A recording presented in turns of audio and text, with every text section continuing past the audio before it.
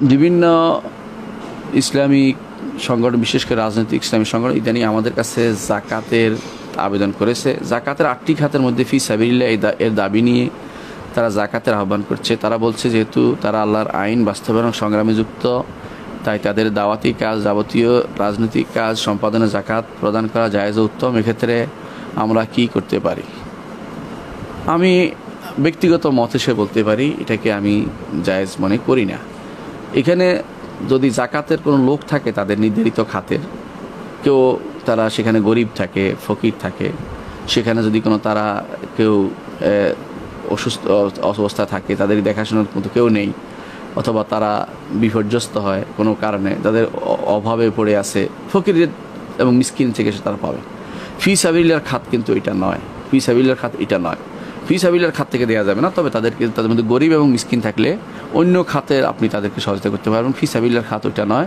ফি সাবিলিল্লাহর খাত দুইটা, একটা হচ্ছে সরাসরি জিহাদ, আর একটা হচ্ছে দ্বীনি ইলম, যেটা কোরআন এবং হাদিস এবং ফিকা, এই তিনটার ক্ষেত্রে যারা ব্যয় করে, বই কিনে অথবা পড়ছে, তাদের সামর্থ্য নাই পড়ার, তাদেরকে এই তিনটি জিনিস দেওয়ার জন্য একান্তভাবে এটার সাথে তারা নিবদ্ধ, তাদের আর কোনো কাজ করার সুযোগ নেই, তারা শুধু ব্যয় করতে পারবে। অনেকে দেখা যায় যে তার অন্যান্য সোর্স আছে, কিন্তু ফি সাবিলিল্লাহর খাত যেহেতু অন্য কাজে সে ব্যস্ত, এই জন্য ফি সাবিলিল্লাহর খাত থেকে নেয়, এটা কিন্তু জায়েজ নেই। তার সোর্স থাকলে, অর্থাৎ কোনো ব্যক্তি যদি অন্য সোর্স থাকে, তখন সে ফি সাবিলিল্লাহর খাত থেকে নিবে না। ফি সাবিলিল্লাহর খাতটা মূলত জিহাদ ফি সাবিলিল্লাহ, আল্লাহর রাস্তায় জিহাদ, এবং সেটা এই জিহাদ না, সেটা হচ্ছে সরাসরি জিহাদের অংশ, এবং সেটা রাষ্ট্র নিবে এবং সেটা দ্বারা রাষ্ট্রের অস্ত্র কিনবে, যেমন যুদ্ধাস্ত্র কিনবে সেনাবাহিনীর জন্য, অথবা সাবমেরিন কিনবে সেনাবাহিনীর জন্য, ইত্যাদি নৌবাহিনীর জন্য। এই জাতীয় জিনিসগুলো হচ্ছে ফি সাবিলিল্লাহর খাত, মৌলিক খাত। সেটার সাথে সামঞ্জস্য রেখে দিন যেখানে মোটেই চলছে না, কোনো দেশে যেখানে দিনের কোনো মানুষ চালানো কোনো কিছু নেই, সেখানে যে সমস্ত সেন্টারগুলো আছে সেগুলোর জন্য কেউ কেউ জায়েজ করেছেন, এবং যেগুলো শুধু দিনের জন্য পরিচালিত সেগুলো জায়েজ করেছেন, যেগুলো কোনো বিতর্কিত অংশ নয়। সুতরাং এইটাকে এইভাবে নেওয়া আমি জায়েজ মনে করি না। আশা করি বিষয়টা বুঝতে পারছেন।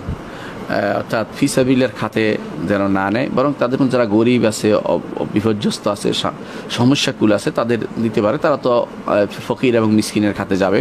সেই হিসেবে যেখানে থাকুক না কেন, সে দলীয় দেখা হবে না, দেখা হবে গরিব এবং মিসকিনের দিকে দেখা হবে। যে কোনো গরিব মিসকিনকে সাহায্য করতে পারবে, সেই হিসেবে দিতে পারবে, কিন্তু ফি সাবিলিল্লাহর খাত থেকে সেটা দেওয়া যাবে না। সেটা আমি মনে করি না। আল্লাহ আমাদের বুঝার তৌফিক দান করুন।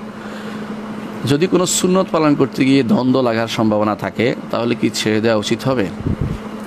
যদি সুন্নত পালন করতে গিয়ে ফরজ থেকে আপনাকে দূরে রাখতে বাধ্য হয়, তখন আপনি সেটা সুন্নত পালন আপনি সেটা অবশ্যই কিছুদিনের জন্য আপনি রাখতে পারেন, যতক্ষণ পর্যন্ত না সেটা মানুষকে বুঝাতে পারছেন। দেখুন, রাসূলুল্লাহ সাল্লাল্লাহু আলাইহি ওয়াসাল্লাম মক্কাতে বললেন, আয়েশা রাদিয়াল্লাহু আনহাকে বললেন যে মক্কা বিজয়ের পরে, যে তোমার কাউম যদি কোনো, অথবা মক্কা বিজয়ের পরে অথবা বিদায় হজের পরে, মক্কা বিজয়ের পরে তিনি বলেছেন যে তোমার কাউম যদি কোনো এই সবে মাত্র ইসলাম গ্রহণকারী না হয়তো, আমি কাবাকে ভেঙে, তাহলে ইব্রাহিম আলাইহিস সালাতু ওয়াস সালামের যে ছিল, যেই ভাগ ছিল, অর্থাৎ যেটার উপরে ভিত্তি ছিল, সেটার উপরে আমি কাবা নির্মাণ করতাম। কিন্তু তিনি করেন নাই। কেন? এটা করতে গেলে এর চেয়ে বড় ফিতনা হতো। তারা বলছে আল্লাহর কাবা ভেঙে ফেলছে, আল্লাহর ঘর ভেঙে ফেলছে। তো কিছু মানুষ আছে, তারা আপনার সুন্নত পালনকে সহ্য করতে পারে না, তারা বুঝে না, তারা জানে না যে এটা সুন্নত, অথবা তাদের কাছে এটা সুন্নত নয় মনে হয়।